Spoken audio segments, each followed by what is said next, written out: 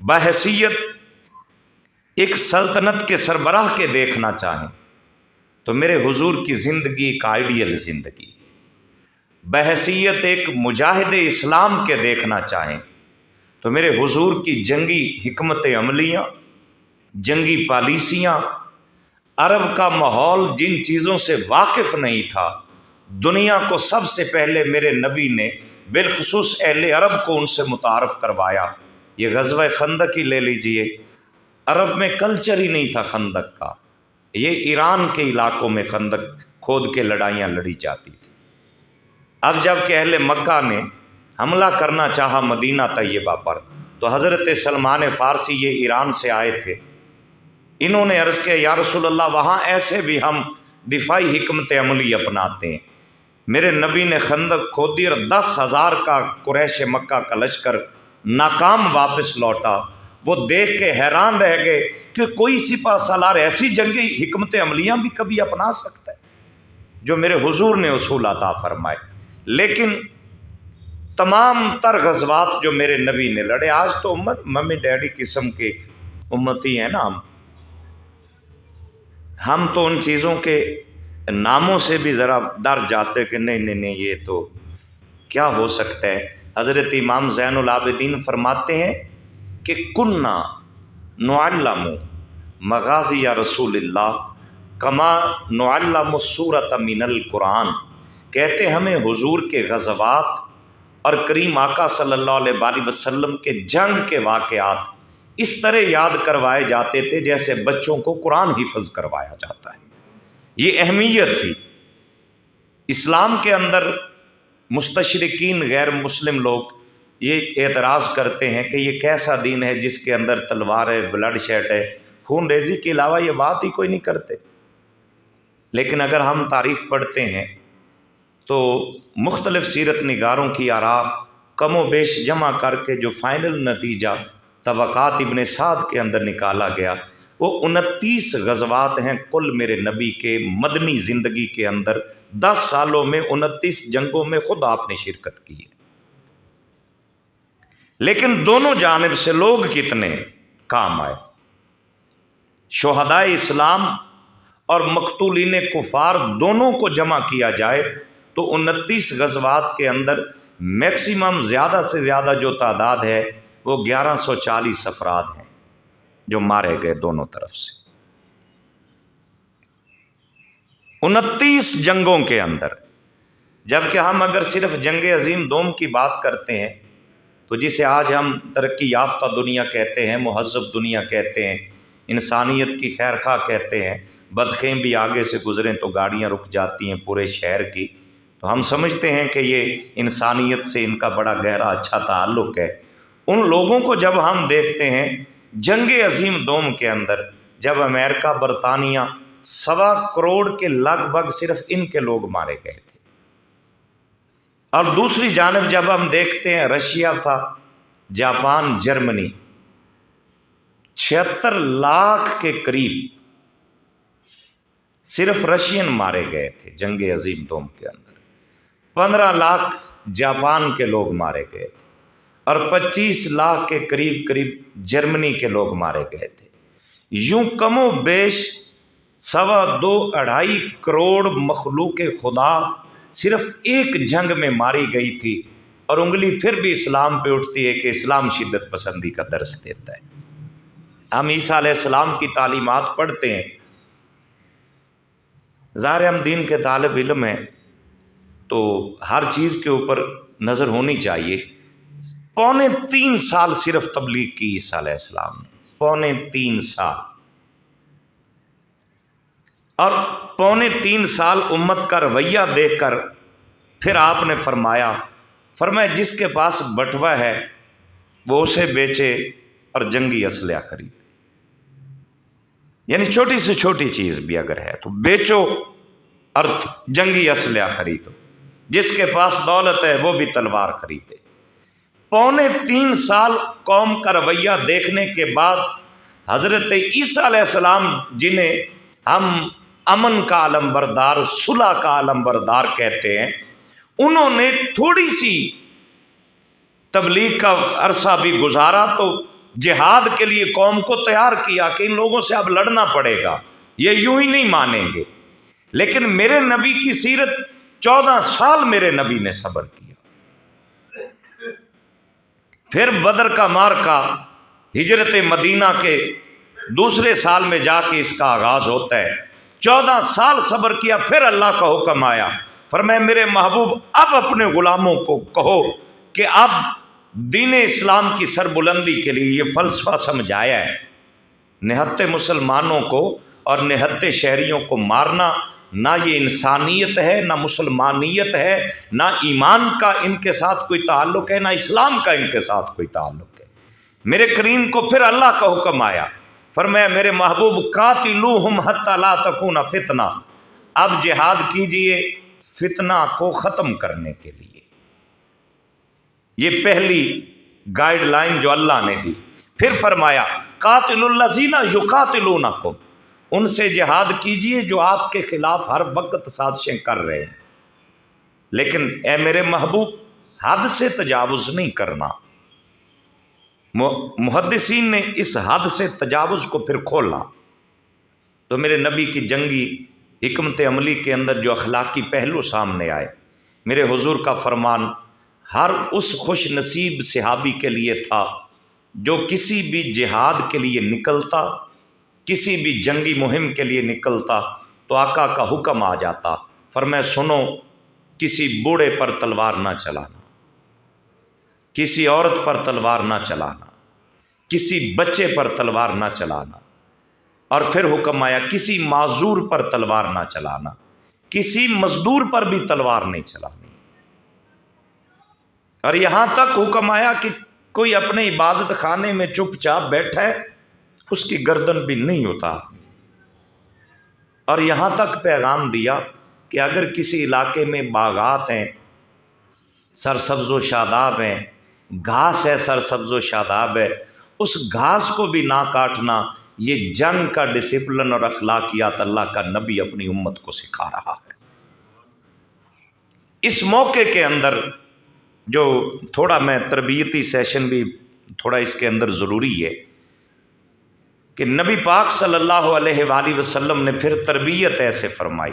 حضرت ابو دجانہ میرے حضور کے عظیم صحابی ہیں، غزوہ احد میں سامنے آتے ہیں، حضور کے ہاتھوں میں تلوار ہے۔ اچھا اس غزوہ کی تیاری کا بھی کچھ منفرد انداز تھا۔ 17 وہ لوگ تھے اس کے اندر جن کی عمریں 14 سال سے بھی کم تھیں۔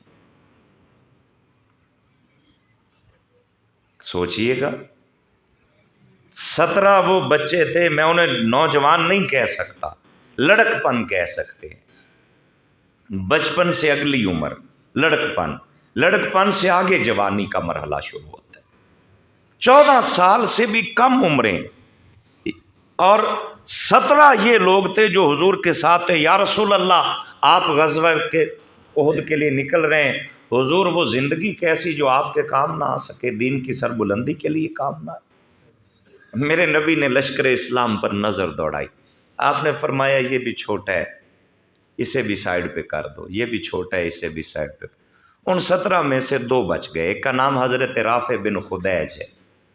حضور نے فرمایا اس کی عمر 14 سال یا اس سے کم ہے، بچوں کے اوپر جہاد فرض نہیں ہے، انہیں واپس بھیجو۔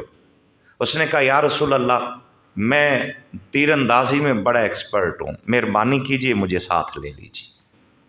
اس کا انتخاب میرے نبی نے کیا۔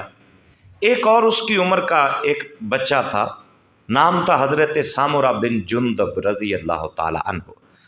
اس نے اپنے باپ سے کہا کہ حضور سے کہیں یہ جس کو منتخب کیا اس سے میری کشتی کروائیں۔ شوق دیکھیے، جذبے دیکھیے، اگر میں اسے کشتی میں پچھاڑ دوں تو آقا سے کہنا مجھے بھی ساتھ لے لیں، یہ شوق تھا۔ اب ہے تیاری، لشکر نکل چکا ہے مدینہ طیبہ سے۔ اب آقا کریم نے فرمایا اچھا یہ سامورہ بن جندب کی رافع بن خدیج کے ساتھ کشتی کروائیے۔ اس نے انہیں پچھاڑ دیا اور دونوں کا انتخاب مصطفیٰ کی نظر سے ہو گیا، اور دونوں نے احد کے غزوہ کے اندر شرکت کی۔ یہ شوق تھا۔ اور حضرت عبداللہ بن جہش، حضرت سعد بن ابی وقاص، دو عظیم صحابہ میدان جنگ میں کھڑے، احد کا ہی میدان ہے، دعا مانگ رہے ہیں۔ لوگ زندگی سے پیار کرتے ہیں، انہیں شوق شہادت بڑا اچھا لگتا تھا۔ دعا سنیے، لفظ سنیے، اور کمال کی کرم نوازی ہیں۔ یہ میدان جنگ میں کھڑے ہیں، جنگ شروع ہونے والی، سائڈ پہ نکل گئے، کہنے لگے یار نا، یہ جب عین حالت جنگ ہونا، یہ وقت بھی دعا کی قبولیت کا وقت ہے۔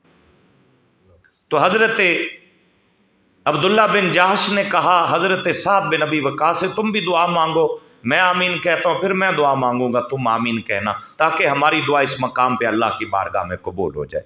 حضور دعا کے لفظ سننے والے، ضیاء النبی کی 3 جلد کے اندر جسٹس پیر محمد کرم شاہ الازہری رحمۃ اللہ علیہ نے ان دعائیہ الفاظ کو بھی ذکر کیا۔ آپ فرماتے ہیں کہ حضرت سعد بن ابی وقاص پہلے دعا مانگنے لگے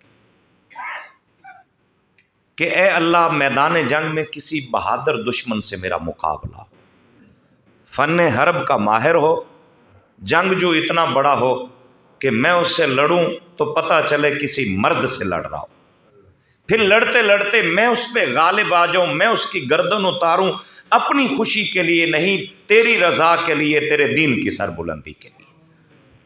حضرت عبداللہ بن جہش نے کہا آمین۔ اب حضرت عبداللہ بن جہش دعا مانگ رہے ہیں اور حضرت سعد بن ابی وقاص کی آمین کہنے کی باری ہے۔ دعا کے الفاظ پیارے ہیں، وہ کہتے ہیں اللہ، میدان جنگ میں کسی ایسے دشمن سے واسطہ میرا پڑے جو بہادر ہو، مجھ سے زیادہ طاقتور ہو، جنگ میں بھی مجھ سے زیادہ مہارت رکھتا ہو، اس سے میرا مقابلہ ہو جائے، میں اس سے لڑوں، وہ مجھ سے لڑے، پھر وہ میرے سینے پہ بیٹھ جائے۔ یہ شہادت گہے الفت میں قدم رکھنا لوگ آسان سمجھتے ہیں مسلمان ہونا۔ اقبال کہتا ہے یہ اتنا سستا سودا نہیں ہے، شہادت ہے مطلوب و مقصود مومن، نہ مال غنیمت نہ کشور کشائی، مقصد صرف یہ ہے کہ بس تو راضی ہو جائے۔ حضرت عبداللہ بن جہش دعا مانگ رہے ہیں، کیسی موت اور شہادت کیسی، اے اللہ وہ دشمن پھر میرے سینے پہ بیٹھے، پھر وہ میری گردن اتارے، پھر میرا ناک کاٹے، پھر میرے دونوں کان کاٹے، پھر میرا چہرہ مسخ کر دے، میں پہچانا ہی نہ جاؤں کہ یہ عبداللہ بن جہش تھا یا کون تھا، پھر میں شہید ہو کے تیری بارگاہ میں آؤں، پھر قیامت کا منظر ہو، حشر کا میدان لگا ہو، تو اپنی شان کے مطابق جلوہ گر ہو، نبی بھی ہوں، رسول بھی ہوں، فرشتے بھی کھڑے ہوں، پھر میرا کٹا ہوا ناک، کٹے ہوئے کان، مسخ شدہ چہرہ تیری عدالت میں اے اللہ پھر میں حاضر ہو جاؤں، پھر تو مجھ سے پوچھے فیما جودِ انفک و اذنک یا عبدی، میرے بندے تیرے ناک کو کیوں کاٹا گیا، تیرے کان کیوں کاٹے گئے، اے اللہ تو مجھ سے پوچھے حشر کے میدان میں، پھر میں عرض کروں فی کا وفی رسول کا، یہ تیری محبت میں، تیرے رسول کی محبت میں اس مرحلے سے گزرا۔ ان کی وہ دعا پھر اللہ نے میدان احد کے اندر قبول فرمائی، اور اسی طرح انہیں شہید کیا گیا جس طرح انہوں نے دعا مانگی تھی۔ حضرت سیدنا ابو دجانہ رضی اللہ تعالیٰ اخلاقی پہلو جو میرے حضور کی زندگی کے حالت جنگ میں بھی کریم آقا نے جن کو ملحوظ خاطر رکھا اور اپنے غلاموں کی تربیت بھی ویسی فرمائی، چونکہ ایک ایک موضوع الگ ہے، میں دونوں کو ذرا ملا کے صرف اخلاقی پہلو کے اوپر کچھ گزارشات کرنی ہے کہ حضور نے حالت جنگ میں بھی کن عظیم اخلاق کا مظاہرہ کیا اور کیسی عظیم تربیت میرے نبی نے فرمائی۔ حضور کے عظیم صحابی حضرت ابو دجانہ ہیں، یہ بھی غزوہ احد میں سامنے، میرے نبی کے ہاتھوں میں تلوار ہے اور حضور فرما رہے میں یاخذ ھذا السیف بحقہ، کون ہے جو میری تلوار لے اور پھر اس تلوار کا حق ادا کرے۔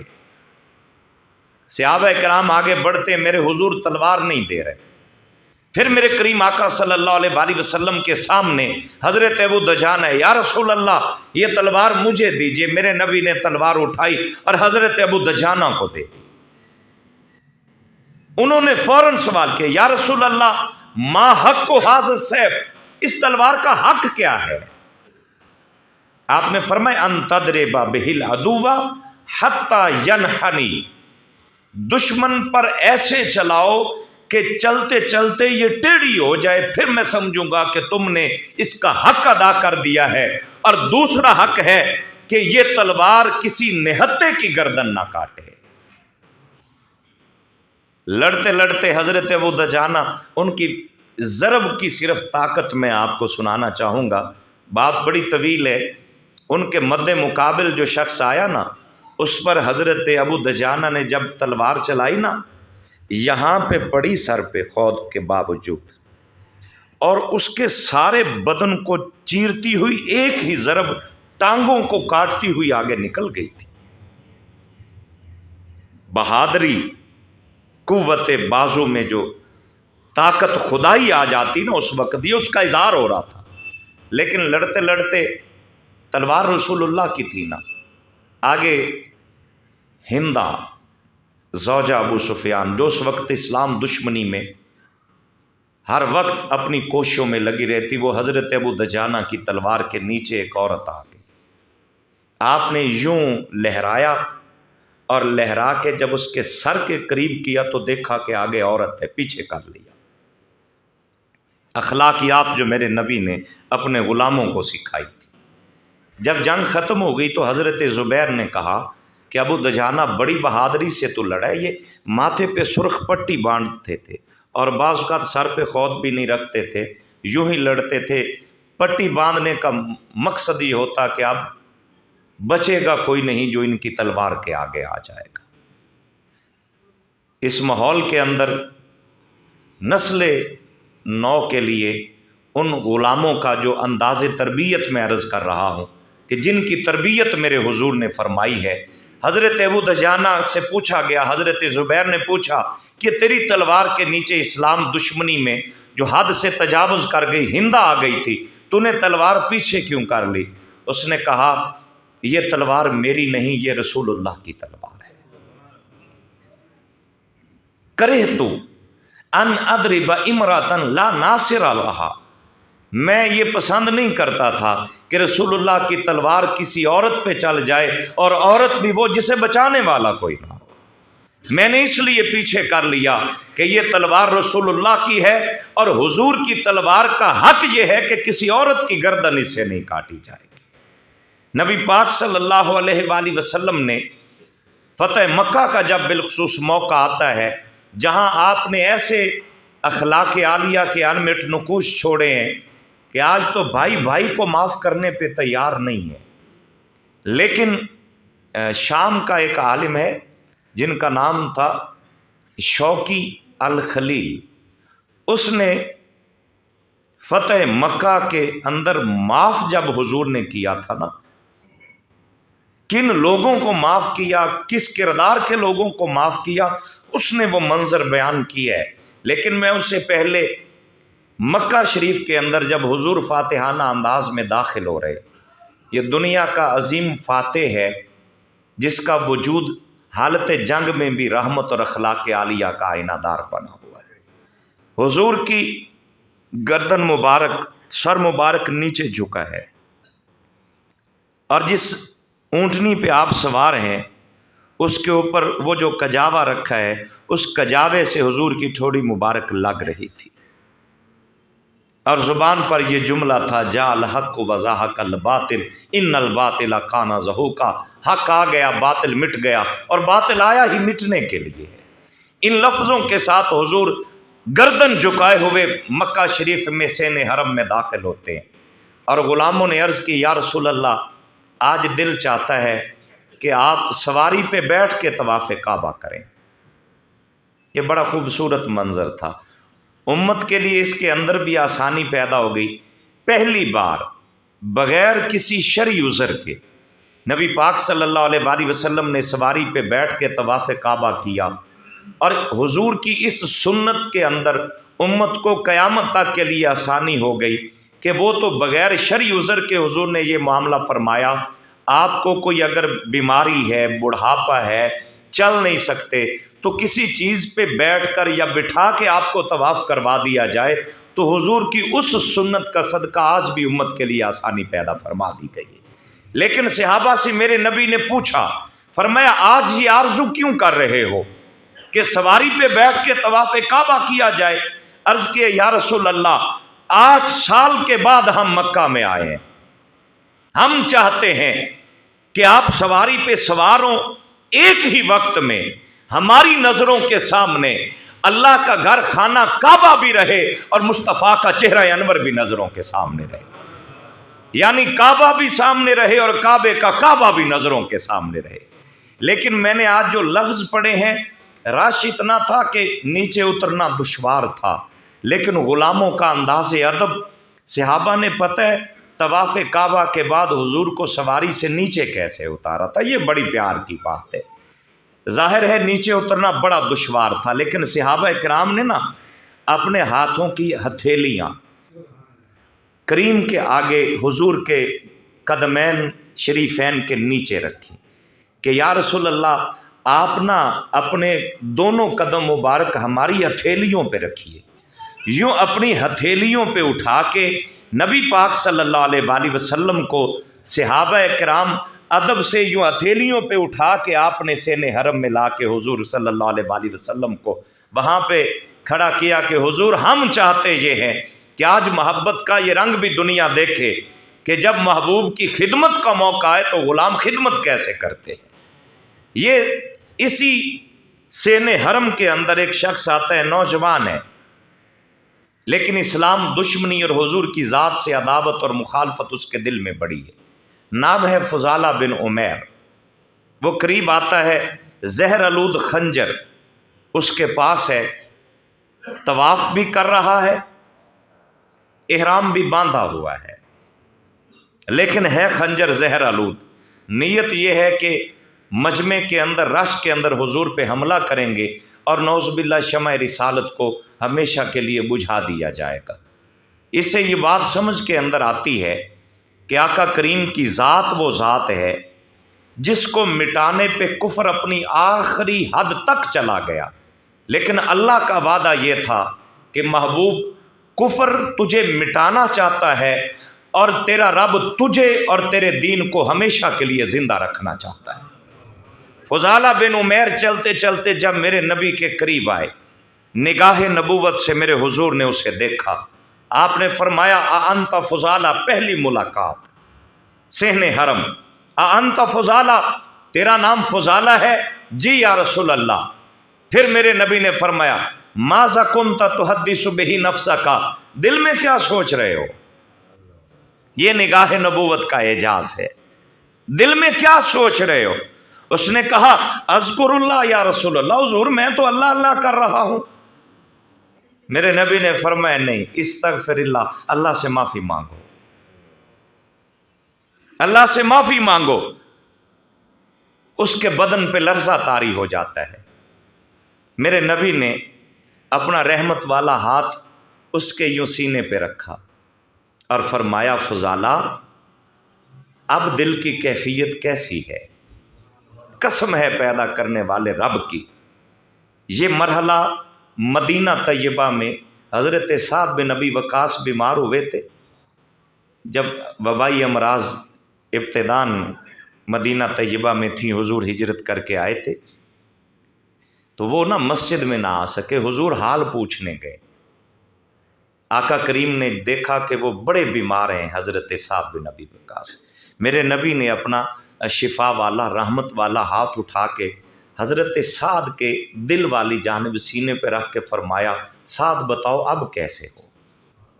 حضرت سعد بن ابی وقاص نے جو اس کے اوپر اپنی رائے پیش کی، وہ کہتے ہیں قسم ہے پیدا کرنے والے رب کی، وہ حضور کا ہاتھ جب میرے سینے پہ لگا نا، میں مرتے دم تک اس کی ٹھنڈک اپنے سینے میں محسوس کرتا رہا تھا۔ آج صحن حرم ہے، فضالہ بن عمیر ہے، دشمنی کی نیت ہے، خنجر احرام کے اندر چھپایا ہوا ہے، حضور کے قتل کرنے کے ارادے سے آتا ہے۔ میرے نبی نے اس کے سینے پہ ہاتھ رکھا، فرمایا اب بتاؤ اب تمہارا دل کیا کہتا ہے؟ اس نے کہا یا رسول اللہ اس سے پہلے کہ کہیں میری جان نہ نکل جائے اور کافر ہو کر نہ مر جاؤں، حضور مجھے کلمہ پڑھائیے۔ میرے نبی نے اسے ایمان کی دولت عطا فرمائی۔ وہ نکلا تو مکہ کی ایک گلی میں ایک عورت تھی جس کے ساتھ اس کا کوئی غلط ریلیشن اور تعلق تھا، وہ گلی میں کھڑی، اس نے صدا دی، اس نے کہا فضالہ آؤ بیٹھو کچھ باتیں کرتے ہیں۔ یہ بیٹھنا تو دور کی بات ہے، نظر اٹھا کے بھی اسے نہیں دیکھ رہے تھے، نظر جھکی ہے، شرم و حیا کا پیکر گزرتا جا رہا۔ اس نے کہا کوئی بات تو کرو۔ اس نے کہا نہیں، جن نظروں نے حسن محمد دیکھا ہے وہ کسی اور کو کیا دیکھ سکتی۔ میرے کریم آقا صلی اللہ علیہ وآلہ وسلم نے اس مرحلے کے اندر جب بڑے بڑے سرداران مکہ 15 وہ لوگ تھے جن کے قتل کا حکم خود میرے نبی نے دیا تھا، آپ نے فرمایا ان کا یہ جہاں ملے ان کی گردن اتار دو، ان کا خون اللہ کا رسول بھی تمہیں معاف کرتا ہے اور اللہ بھی معاف کرے گا۔ آج وہ 15 مباح الدم لوگ بھی دربار رسالت میں کھڑے ہیں۔ چھوٹی چھوٹی باتوں پر اتنی بڑی دشمنیاں ہم پال لیتے ہیں۔ ہم نے اپنے نبی کی سیرت کو کہاں تک پڑھا ہے؟ حالت جنگ کے اندر وہ دشمن جو میں نے عرض کیا، وہ شام کا عالم شوقی الخلیل، اس نے لکھا، اس نے کہا ایسے بد زبان جو حضور کی ذات کے اوپر، میں تو وہ لفظ بھی نہیں دہرانا چاہتا، جو حضور کی ذات پر طرح طرح کی انگلیاں اٹھاتے، آپ کے نظام کے دشمن، آپ کے لائے ہوئے دین اسلام کے دشمن، قرآن کے دشمن، حضور کے اصحاب کے دشمن، جنہوں نے مجبور کر کے حضور کو مکہ سے مدینہ کی جانب ہجرت کرنے پہ آمادہ کیا، جن کے ہاتھوں مسلمانوں کے نہ مال محفوظ، نہ جان محفوظ، نہ عزت اور آبرو محفوظ، آج وہ سارے دشمن سامنے کھڑے ہیں۔ اور میرے نبی نے فرمایا بتاؤ اہل مکہ آج تم سے کیا سلوک کروں؟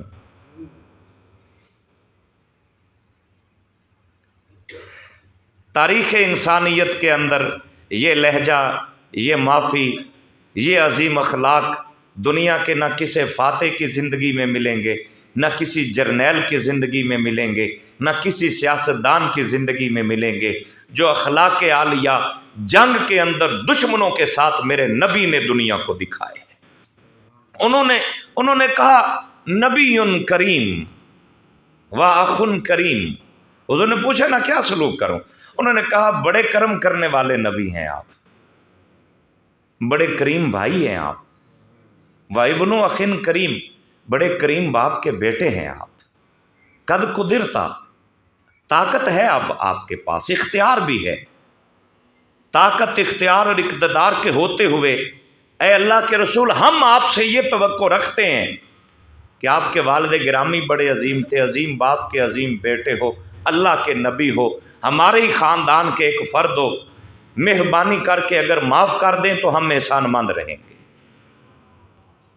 میرے نبی نے فوراً وہیں کھڑے کھڑے آپ نے فرمایا اقول لکم ما قال اخی یوسف، آج تمہیں وہی بات کروں گا جو یوسف نبی نے اپنے بھائیوں کو کہی تھی، لا تثریب علیکم اليوم، کوئی بدلہ آج تم سے نہیں لیا جائے گا، یغفر اللہ لکم وہو ارحم الراحمین، میں بھی تمہیں معاف کر رہا ہوں، میرا اللہ بھی تمہیں معاف فرمائے گا۔ اذهبوا انتم الطلقاء، جاؤ آج تم سب آزاد ہو۔ اس کے اندر عبداللہ بن خطل، ابو جہل کا بیٹا اکرمہ بن ابو جہل، وہ بھی دربار مصطفیٰ میں، میرے نبی کے چچا حضرت امیر حمزہ سید الشہداء، ان کا کلیجہ چبانے والی، اب وہ چبایا نہیں گیا تھا، پھر اسے پھینکنا پڑا باہر، ہندا بھی آج موجود تھی۔ یہ وہ چچا ہے، میرے نبی کے رشتوں کو عزت دیا کیجئے، ان کی قدر کیا کیجئے۔ آپ اپنے چچا کی جب لاش مبارک پہ گئے تھے نا میرے حضور، تو چادر مبارک صرف اتنی تھی کہ حضرت امیر حمزہ کا سر ڈھانپتے تھے تو پاؤں ننگے ہو جاتے تھے، اور پاؤں ڈھانپتے تھے تو چہرہ ننگا ہو جاتا تھا۔ حضور کو 70 کے قریب شہدائے احد کی نماز جنازہ میرے نبی نے پڑھائی، ایک ایک کر کے، اور ہر بار حضرت امیر حمزہ کا جسم اقدس سامنے پڑھا ہوتا تھا۔ یوں 70 بار میرے نبی نے شہدائے احد کی نماز جنازہ، حضرت امیر حمزہ کی 70 بار نماز جنازہ پڑھائی ہے میرے نبی۔ جس کو ایک بار حضور کہہ دیں پھر ہو بھی شہید، اور شہید بھی کوئی عام نہیں۔ میرے نبی کا اپنا بدن زخمی، جب حضور لائے گئے مدینہ طیبہ، کوئی گھر ایسا نہیں تھا جس گھر کے اندر کسی کے کوئی شہید یا زخمی نہ ہو، مشکل مرحلہ تھا، امتحان تھا۔ آج میرے حضور جب سواری سے نیچے اترے نا، 2 صحابہ نے کندھے دے کے حضور کو اتارا، خود حضور کا اپنا بدن زخمی تھا۔ آپ اپنے گھر گئے، اس وقت فوت شدگان پر نوحہ کرنا حرام نہیں تھا، یہ بات ذہن میں رکھنی ہے، ابھی وہ احکام شرع نہیں آئے تھے۔ حضور اپنے گھر گئے اور آپ کی مبارک آنکھوں میں آنسو آ گئے۔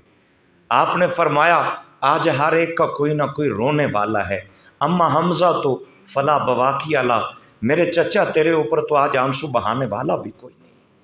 یہ لفظ تھے کہ صحابہ کرام کو اپنوں کے غم بھول گئے۔ صحابیات، صحابہ کرام 3 دن تک پھر میرے حضور کے دروازے پہ بیٹھے رہے، یا رسول اللہ ہم حضرت امیر حمزہ کے غم میں آپ کے ساتھ شریک تعزیت کے لیے بیٹھے ہیں۔ اپنوں کا غم بھول گیا کیونکہ آج حضور کا دل بڑا دکھی تھا۔ حضرت امیر حمزہ جیسے شیر جوانوں کا کلیجہ چبانے والے بھی آج سامنے، میرے نبی نے فرمایا میں تمہیں بھی معاف کرتا ہوں۔ وہ واشی آتا ہے جس نے نیزہ مارا، حضور نے فرمایا پہلے مجھے داستان سنا، وہ سارا واقعہ غزوہ احد کا اس نے سنایا۔ میرے نبی نے فرمایا غیب وجہ کا انی، تجھے معاف کر رہا ہوں لیکن تم میرے سامنے نہ آنا، تو جب بھی سامنے آئے گا مجھے میرے چچا کی یاد آئے گی۔ بڑے سے بڑے جان کعب بن زہیر جو شاعری کے ذریعے حضور کی ہجو کرتا تھا، کچھ شاعرہ عورتیں تھیں جو نبی پاک کو شاعری کے اندر نعوذ باللہ برے لفظ بولا کرتی، آج ان کو بھی میرے نبی نے معاف کر دیا۔ ابو جہل کا بیٹا اکرمہ آتا ہے، میرے حضور اسے بھی معاف کر رہے ہیں۔ اور آپ کے چچا جو ابو لہب تھے، جس کی زندگی، جس کی بیوی کی زندگی، ساری زندگی حضور کی مخالفت کرتے ہوئے گزری، اس کے 2 بیٹے، ایک کا نام عتبہ، ایک کا نام موتب ہے۔ آپ نے حضرت عباس کو بلایا، آپ نے فرمایا میرے چچا آج ابو لہب کے 2 بیٹے مجھے نظر نہیں آ رہے، وہ کہاں ہیں؟ چچا کے بیٹے میرے نبی کے۔ کہا جی وہ بھی مشرکین مکہ کی طرح بھاگ گئے۔ آپ نے فرمایا بلا کر لاؤ۔ حضور کے چچا کے بیٹے سامنے آئے، انہیں دعوت دین دی، معاف بھی کیا، ایمان کی دولت عطا فرمائی۔ پھر دونوں کا ہاتھ پکڑ کے مقام ملتزم پہ کھڑے ہو کے کعبہ کی جانب چہرہ کر کے میرے نبی دعا مانگ رہے ہیں، اور چند لمحوں کے بعد چہرے پر مسکراہٹ آ جاتی ہے۔ صحابہ نے عرض کیا یا رسول اللہ آج آپ بڑے خوش ہیں۔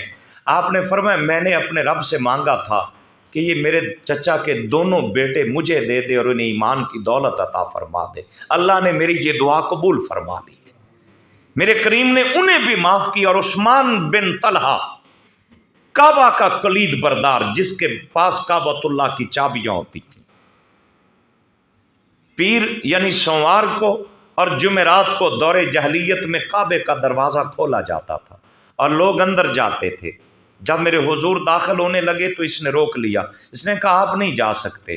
میرے نبی نے اس لمحے کھڑے ہو کر فرمایا عثمان بن طلحہ یاد رکھنا ایک دن آئے گا یہی کعبہ ہوگا اور عزتیں مجھ محمد کے ہاتھوں میں ہوں گی، کعبے کی چابیاں بھی میرے قبضے میں ہوں گی۔ اس نے کہا کہ اس دن قریش ذلیل و رسوا ہو جائیں گے؟ آپ نے فرمایا اس دن تو قریش کی حقیقی عزت کا دن ہوگا، جس دن کعبے کی چابیاں مجھ محمد کے ہاتھوں میں ہوں گی۔ آج مکہ فتح ہوا، میرے نبی نے فرمایا عثمان بن طلحہ کو بلایا جائے، وہ حاضر خدمت ہاتھ باندھ کے کھڑا ہے۔ آپ نے فرمایا چابیاں کہاں ہیں؟ یا رسول اللہ کعبے کی چابیاں حاضر ہیں۔ آپ نے اپنے ہاتھوں سے چابیاں اٹھائیں، پھر اس کے ہاتھوں پہ رکھ دی، فرمایا جا ہی خالدتن طالدتن لا ینزعها منکم الا ظالم، جا میں محمد یہ چابیاں تجھے دے رہا ہوں، یہ تیرے خاندان میں قیامت تک جاری و ساری رہے گی۔ آج بھی کعبہ شریف کی چابیاں جس خاندان کے پاس ہیں، یہ وہی خاندان عثمان بن طلحہ کا خاندان ہے جن کو چابیاں میرا محمد اپنے ہاتھوں سے عطا فرما رہے ہیں۔ یارو دعوت فکر جو میں دینا چاہ رہا ہوں، جس کے لیے میں نے اس موضوع کا انتخاب کیا ہے، وہ پیغام محبت یہ ہے کہ میرے نبی نے تو جان کے دشمنوں کو معاف کر دیا تھا، ہماری طبیعتوں کے اندر معافی کیوں نہیں پیدا ہو رہی؟ ہم کس انا کا شکار ہیں؟ ہم کیوں فرعون بنے ہوئے ہیں؟ ہماری طبیعتوں میں یہ تکبر آخر کیوں آ گیا؟ جس نبی کے امتی ہیں وہ تو جان کے دشمنوں کو معافی کا عام اعلان کر رہے ہیں، اور ہم ہیں کہ اپنے بھائی کو بھائی معاف کرنے کے لیے تیار نہیں ہیں، ہمسائے کو معاف کرنے کے لیے تیار نہیں ہے۔ خون کے رشتے اتنے تبدیل ہو چکے ہیں کہ جنازے تک چھوڑ بیٹھتے ہیں، میں اس کے جنازے میں نہیں جاؤں گا، اس کا میرے ساتھ تعلق اچھا نہیں رہا۔ یہ بھی کوئی انسانیت ہے؟ یہ کہاں کی مسلمانیت ہے؟ میرے کریم فرماتے ہیں کہ اگر چاہتے ہو کہ حشر کے دن تمہارا رب تمہیں معاف کر دے، دنیا میں لوگوں کو معاف کرنا اپنی عادت بنا لو۔ اگر آج ہم معاف کرنا مناسب نہیں سمجھتے، کہیں حشر کے دن اس صف میں ہم بھی نہ کھڑے ہوں کہ اللہ کہہ دے جا میں تجھے معاف نہیں کرتا، تو نے میری مخلوق کو معاف نہیں کیا، آج تجھے کون معاف کرے گا؟ اور میرے نبی نے صرف معاف نہیں کیا، معاف کر کے میرے نبی نے احسان بھی ان لوگوں پر کیا ہے۔ امام حسن مجتبیٰ کی عدالت میں آپ کے ایک خادم ہے، کھانا لے کے آیا، سالن ہے ایک ڈونگے کے اندر، اس پلیٹ کے اندر وہ سالن لے کے آیا نا، تو بے دہانی میں سالن اس کے ہاتھوں سے گرا، اور امام حسن مجتبیٰ اہل بیت اطہار کے چشم و چراغ ان کے کپڑوں پہ سیدھا گر گیا۔ انہوں نے یوں نظر اٹھائی، غلام بھی پڑھا لکھا تھا، یہ وہ پڑھا لکھا ہے جو قرآن کا عالم ہے۔ اس پڑھے لکھے غلام نے جب چہرہ مبارک دیکھا نا امام حسن کا، اس نے قرآن کی آیت پڑھی، والکاظمین الغیظ، غصے کو پی جانے والے۔ امام حسن کی طبیعت فوراً ٹھنڈی ہو گئی۔ یہ ہے قرآن پڑھنا، سمجھنا اور اس پہ عمل کرنا۔ یہ نہیں ہوتا کہ آپ محلے کے کسی بڑے آدمی کی بات تو فوراً مان جائیں، اور اللہ کے قرآن کا حکم آئے تو کہنے کوئی گل نہیں سار جائے گا، حضور کی حدیث ہے کوئی نہیں خیر ہے۔ نہیں، اس کا مطلب ہے آپ نے اللہ کے کلام کو وہ ترجیح نہیں دی جو اس کا مقام اور مرتبہ تھا۔ حدیث قدسی نا، وما قدر اللہ حق قدرہ، کہ میرے بندو تم نے اپنے رب کی اس طرح قدر نہیں کی جس طرح اپنے رب کی قدر کرنی چاہیے تھی۔ اس غلام نے فوراً پڑھا والکاظمین الغیظ، غصے کو پی جانے والے۔ امام حسن مجتبیٰ نے فوراً اپنا غصہ پی لیا۔ اس نے اگلا آیت کا حصہ پڑھا، والعافین عن الناس، لوگوں کو معاف کر دینے والے۔ آپ نے فرمایا جا تجھے معاف کیا۔ اس نے اگلا آیت کا حصہ پڑھا، واللہ یحب المحسنین، اللہ احسان کرنے والوں کو پسند کرتا ہے۔ آپ نے فرمایا جا میں نے تجھے آزاد بھی کر دیا ہے۔ غلطی کرنے والا کر غلطی رہا ہے، غلطی کی معافی بھی ملتی ہے اور آزادی کی نعمت بھی مل رہی ہے۔ ہم تو چند میٹھے بول بولتے ہوئے بھی پریشان ہو جاتے ہیں۔ آئیے رمضان المبارک کے عشرہ مغفرت میں اپنے آپ سے عہد کیجئے کہ ہمارے وجود سے جن لوگوں کا تعلق ہے کم از کم ہم ان کو آج ضرور معاف کریں گے، تاکہ اللہ کا رسول ہم سے